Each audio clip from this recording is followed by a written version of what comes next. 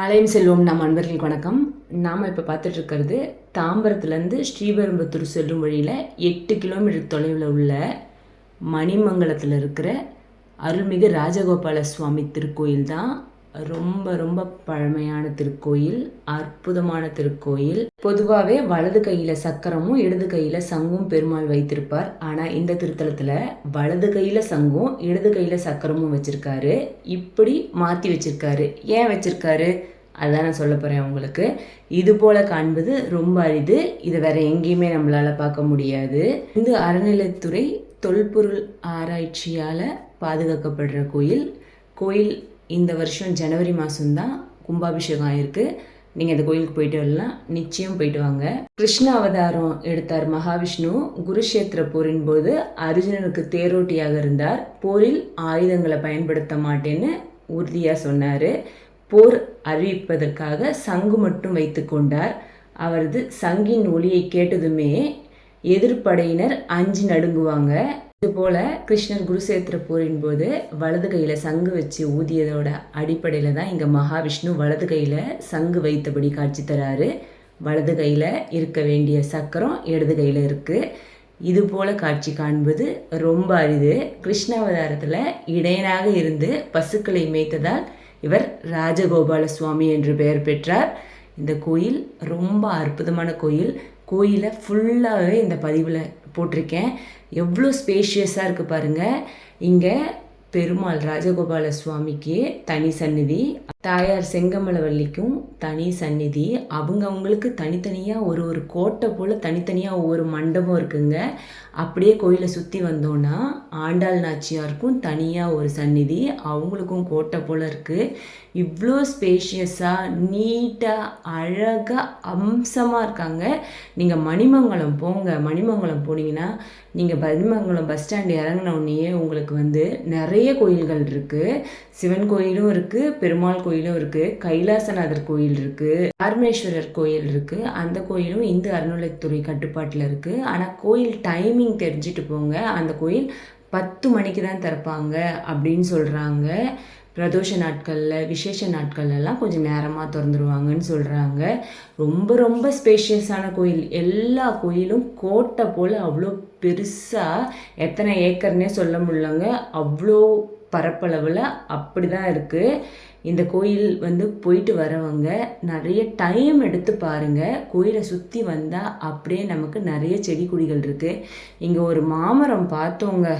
இந்த மாமரத்தில் எப்படி தான் அந்த ஒரு கலையில் இவ்வளோ காய்கள் தொங்குதுன்னே தெரியல. அவ்வளோ காய்கள். இந்த ஊரே பச்சை பசேர்னு மா, தென்னை, வாழை, அப்படியே எல்லா மரமே. இது காய்க்கிற மரம் டைம் பீரியடாக என்னன்னு தெரியல. இந்த ஊரில் உள்ள ஒவ்வொரு மாமரத்தில் கூட கொஞ்சமான காயே இல்லை.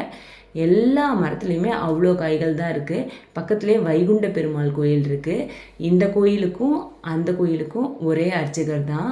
இந்த கோயிலுக்கு பண்ணிவிட்டு அந்த கோயிலுக்கு போய் பண்ணுறாங்க. அதனால் அர்ச்சகர் எப்போ வருவாருன்னு தெரிஞ்சுக்கிட்டும் போங்க. அப்போ நீங்கள் சுவாமிக்கு பண்ணுற அத்தனை அபிஷேகத்தை அலங்காரத்தையும் பார்த்துட்டு வரலாம். இந்த மாமரத்தை பாருங்களேன். நான் இந்த பதிவில் வரணுன்னே இந்த மாமரத்தை வீடியோ எடுத்தேன். அந்த மாமரம் ஃபுல்லாகவுமே காய்ங்க தாங்க. அந்த ஒரு கலை எப்படி தான் இவ்வளோ காய்களை தாங்கி நிற்குதுன்னே தெரியல. அவ்வளோ காய்கள். எனக்கு ரொம்ப பிடிச்சிருந்துச்சு இந்த கோயில் பாருங்களேன். அப்படியே முகப்பு பாருங்கள், எவ்வளோ அற்புதமாக இருக்குது. ராஜகோபால சுவாமியை பார்த்துக்கிட்டே இருக்கலாம். அவ்வளோ முகம் சாந்தம். நம்மளை நல்லா ரிசீவ் பண்ணுறாங்க இந்த கோயிலில். இந்த கோயிலோட இந்த சுவர்லாம் அப்படியே தொட்டு பார்க்கும்போது அந்த காலத்தை நம்மளால் உணர முடியுது. சுவாமியோட அழகை சொல்கிறேன் பாருங்களேன். மூலஸ்தானத்தில் 4 கைகளோட ஸ்ரீதேவி பூதேவியோட ராஜகோபால சுவாமி நின்ற குலத்தில் பத்ம விமானத்துக்கு கீழே நமக்கு காட்சி தராரு. இடது கையில் தண்டாயுதம் இருக்குது. மார்பில் மகாலட்சுமி இருக்காங்க. இவங்களுக்கு உற்சவர் வலது கையில் சக்கரமும் இடக்கையில் சங்கும் வச்சுருக்காரு. சுவாமி சந்நிதியின் நுழைவாயில் மேலே பள்ளிக்குண்ட குளத்தில் கிருஷ்ணரின் சிற்பம் இருக்குது. கிருஷ்ணனுக்கான தலன்றதுனால இது போல் வச்சுருக்காங்க. தாயார் செங்கமலவல்லி தனி சந்நிதியில் இருக்காங்க. ஆண்டாளும் தனி சந்நிதியில் இருக்காங்க. ராமானுஜர் அவதரித்த ஸ்ரீபெரும்புத்தூர் தலம். இவருக்கு அருகில் தான் ராமானுஜர் கோயில் இருக்குது. ஏற்கனவே பதிவுகள் போட்டிருக்கோம் நம்ம. ஆதிக சிவபெருமாளும் ராமானுஜர் கோயிலும் அப்புறம் தேசிகர் சந்நிதியும் அங்கே ஆஞ்சநேயர் கோயிலும் ஸ்ரீபெரும்புத்தூரில் உள்ள அத்தனை கோயில்கள் பதிவும் போட்டிருக்கோம். ராமானுஜர் இந்த கோயிலுக்கு வந்து ராஜகோபால சுவாமியை தரிசித்து சென்றுள்ளதாக சொல்கிறாங்க.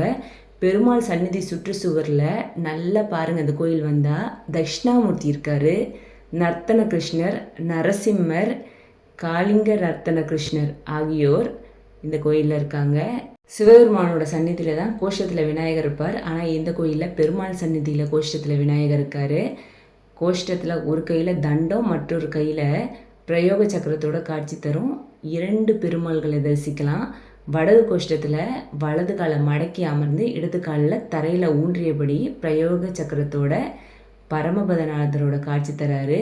இவரை வேண்டிக் கொள்ள மோட்சம் கிடைக்கும்.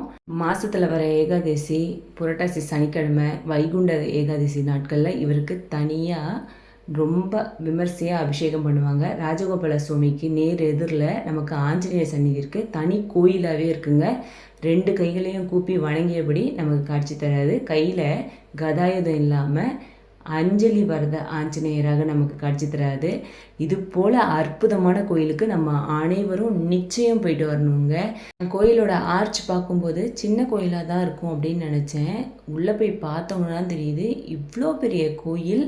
எப்படியும் ஒரு 500-1000 வருஷம் கோயிலாக இருக்கும்னு நினைக்கிறேன். ரொம்ப பழைய நாள் கோயில். அப்படியே அந்த கோயிலோட சுவரெல்லாம் தொட்டு பார்க்கும்போது அப்படியே எல்லாமே கருங்கல்லுங்க.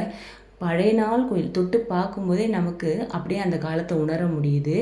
எங்கேயுமே நமக்கு சிமெண்ட் தரெல்லாம் கிடையாது. கோயில் அப்படியே மலையை குடஞ்சி கட்டினாப்பில் பாறைகளில் தான் கட்டியிருக்காங்க. கோயில் ரொம்ப அற்புதமாக இருக்குது. எல்லாருமே இந்த கோயிலுக்கு போயிட்டு வாங்க. போயிட்டு வரவங்க எனக்கு கமெண்ட்ஸில் மறக்காமல் சொல்லுங்கள்.